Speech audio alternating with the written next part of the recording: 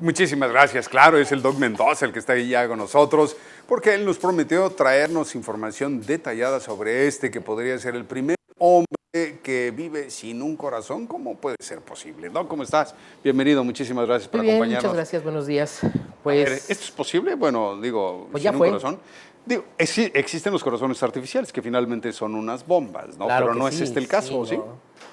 No, en este caso la cuestión es que una persona, un tejano, ya un señor grande, de unos 70 años, y tenía serios problemas, tanto cardíacos como hepáticos, o sea, hecho un desastre. Y ya le quedaban pocas horas de vida porque el corazón ya no le iba a servir. Y este par de doctores lo que hicieron fue, estaban haciendo experimentos con una nueva forma de impulsar la sangre que es a base de turbina. Entonces, para esto ya han puesto las turbinas, creo que en unos 30, no, como en 70 vacas, algo así, y a animales pequeños, y les ha funcionado muy bien. Entonces, supuestamente, todos viven. El informe no nos dice realmente si siguen vivas las vacas, ¿no? Pero de que están ahí las fotos, las imágenes, sí está bien. Y entonces la esposa se acercó a ellos y le solicita que, pues, a ver si se lo implantan, porque pues, el señor todavía quería vivir. Y después de verlo, ahí se está viendo en la imagen las dos turbinas. Si se está viendo, entonces sacan el corazón y ponen las dos turbinas. Obviamente yo quiero imaginarme que, ¿verdad?, que el cableado eléctrico viene por fuera. Entonces le ponen las dos turbinas, empieza a funcionar el corazón y el señor sale muy bien. Al día siguiente está trabajando en su computadora, en su laptop, está todo muy bien. Pero técnicamente, para todos los fines médicos, está muerto.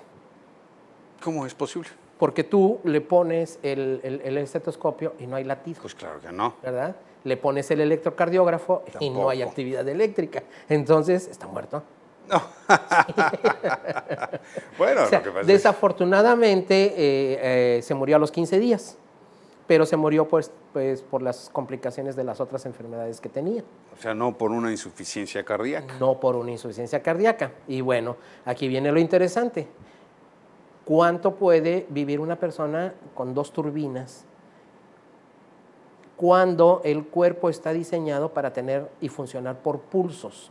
Eso es lo que te iba a preguntar, Doc, porque finalmente creí que las turbinas estas lo que harían sería estar enviando impulsos de descarga de sangre, o entonces no, era un flujo continuo. Es flujo continuo. No, pues o sea, nada más es un zumbido el que oyes. Todo el tiempo estás zumbando, ¿no? Ahí se ven en la radiografía, se ven las dos turbinas.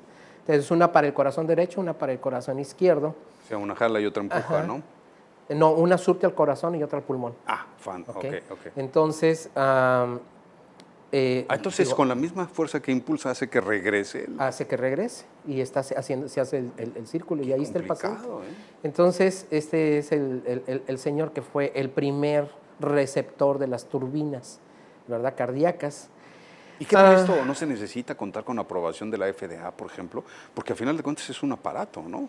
A final de cuentas es un aparato. Yo creo que ya contaban con el tiempo que tenían haciendo estudios en los animales a ese nivel. Son más de 10 años. Yo creo que ya habían cumplido con algunas de las normas, ¿no? Ahora, si lo vemos como a largo plazo, no puede ser posible que estés funcionando con dos turbinas continuamente, por lo que habíamos dicho. Tu cuerpo está, todos tus tejidos, todos tus sistemas de recepción está hecho para funcionar con válvulas. ¿Por qué? Porque el corazón late, se abre la válvula y después se cierra. Y tienes una cadena de venas inmensa, ¿verdad? Que están funcionando con esas válvulas. Ahora ya no se cierran, porque no las dejan cerrar, está continuamente. Entonces tienes un flujo laminar, pero ahí el problema es, ¿y qué pasa con tus actividades? ¿El flujo laminar se incrementa? Sí, exacto, ¿no? ¿Sí? Pues no. Estás podrías, durmiendo, ¿no? Estaba incrementado y se queda incrementado el flujo laminar. ¿Sí? Entonces, y hay otra cuestión. Hace muchos años hubo un experimento en donde se encontró por qué un niño o por qué la gente se calmaba con la música. Y entonces después de hacer muchos estudios, se encontró que hay ritmos que coinciden con el latido del corazón, ¿ok? Y eso es lo que calma cuando oyes ese ritmo. Entonces, que Johann Brahms o alguna cosa, ¿no? Si tú te quieres poner a oír una de Doors, pues, olvídate, no te dan ganas de dormir. Pero resulta que el baterista llevaba el ritmo del corazón. Tac, tac, tac, tac, tac, tac, Y eso independientemente, y eso es lo que calmaba, ¿no? Porque hay mucha música, mucha melodía que te calma, pero no sabían por qué eran diferentes y te calmaba. Entonces se pensaba que era la melodía, y no, era el ritmo. Pero entonces, con esto que me comentas, digo, si hay bastantes complicaciones o poco se sabe de cómo funcionan No, estas no se sabe válvulas todavía. en condiciones en donde, pues obviamente, el cuerpo requiriese de mayor oxigenación, como tú lo dices, en una actividad física, Así pues es. el corazón está diseñado para bombear mucho más rápido y mayor cantidad de sangre, ¿no? Entonces, ¿cómo le harían las turbinas? Yo creo que sabemos muy poco al respecto porque pues para ello las turbinas deberían de tener un procesador que indicara y hiciera estas variaciones, porque pues, si no, con cualquier esfuerzo podría tener una Si insuficiencia, ¿no? caes en una insuficiencia inmediata o caes en una sobrecarga pulmonar, por ejemplo, caes en un edema. Sí, Y pues te llevó rápidamente, ¿no? sí, la cosa sería no moverse, ¿no? Sí, o sea, quieto, ¿no? El paciente pues sí cumplió con el requisito porque ahí estaba en la cama y ahí murió, ¿no? Ahí pasó los 15 días. Pero ¿y qué pasa con una sobrecarga de adrenalina, por ejemplo, algo en susto? No hay quien reaccione. Ese es el problema. Realmente el problema de los corazones mecánicos es que no reaccionan a ninguna hormona, no reaccionan a ningún componente químico que nosotros manejamos. Entonces no tienen autorregulación, es un paso, es un paso, es un paso, que ahí se va yendo, ¿no? La ventaja de cuando funcionas con pulsos es que si tú, por ejemplo, puedes levantarte de la silla y te puedes acostar y puedes comer, el pulso ayuda a que tú no pierdas la conciencia porque te levantaste súbitamente y se cayó la presión. Pero es continuo. Y sí tiene detectores de esfuerzo, en donde si tu oxigenación empieza a aumentar, entonces empieza a aumentar el latido. No es por receptores químicos, sino por detector de oxígeno. Ah, ¿Sí? caray. Y entonces, pues es lo más que se ha desarrollado, están muy bien. Pero actualmente este tipo de turbinas, bueno, yo le veo problemas médicos a largo plazo muy fuertes. Puede ser algo transitorio en lo que encuentras un donador, puede ser algo transitorio en lo que te reparan el corazón. Hay accidentes graves que se dan y se puede hacer si se pudiera reparar, ¿no? ¿Y cómo funcionan los corazones artificiales, los que están empotrados en una máquina al lado del hospital, que están precisamente, que se usan en un momento dado durante la operación o mientras se recibe un donador? Funcionan igual, es a base de una turbinota. ¿Sí? Son dos turbinotas que lo pasan a un frasco. Nada más que para imitar el latido, ¿verdad? Entonces hay un rodillo que está aplastando y deja de aplastar la manguera. Para simular los Para pulsos. simular el pulso.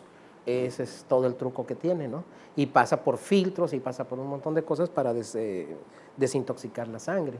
Yo me imagino entonces que esto era algo similar, lo que pretenden hacer, ¿no? Una maquinota de esas, pero en pequeño, que vaya dentro del cuerpo. Que vaya adentro, pero sí tienes problemas, puedes tener problemas cerebrales en donde estás manteniendo una presión muy alta y tus venas no lo aceptan, ¿no? Y no hay manera de modificarla. Pues hoy por hoy podríamos, la verdad de las cosas es que ciertamente, como dices, Doc, utilizar esto únicamente como un puente, como una transición, como un compás de espera en un momento dado si se logra encontrar un donador de corazón, porque es un órgano difícil, ¿no? Y muy solicitado. Pues es el principal, sin él, sin O él sea, no vives. Mucho más que los riñones, supongo. Puedes ¿no? vivir descerebrado, pero con un paro cardíaco, como vives. No, sí, claro. No hay manera, ¿no? Ahora, tiene una ventaja, fíjate, entre las cosas que yo le veo que tiene ventaja es que como son turbinas separadas, en determinado momento tú puedes suplir el corazón derecho o el corazón izquierdo nada más, y el otro está bien, bueno, pues nada más suples una parte, y entonces puede seguir funcionando. Qué maravilla. ¿Dónde están haciendo esto, Doc? Este fue en Texas. En Texas. En Texas. El señor es un tejanote. Pero Era un tejanote. los médicos que inventaron esto o que trabajaron en este concepto ¿Son diferentes a quienes lo fabricaron o es No, un no, son concepto ellos. propio? Ellos lo diseñaron.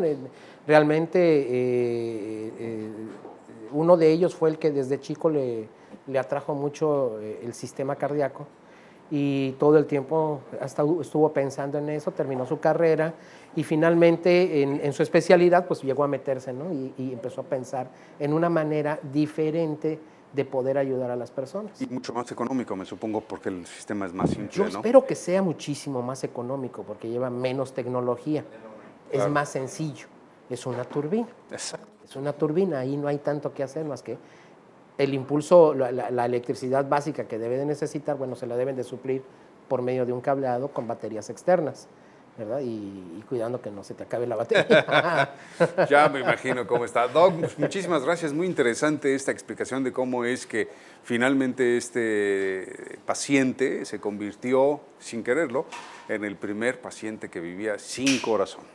Así es, y sin pulso. Y sin pulso, ¿verdad? Sin Exacto. pulso. Doc, ¿nos das tus números de contacto si eres tan amable, por favor? Claro que sí, es el 684-9458, mi celular 628-3814, mi correo electrónico cool-doctor@yahoo.com y estamos aquí en la zona de Río, Centro Médico del Noroeste.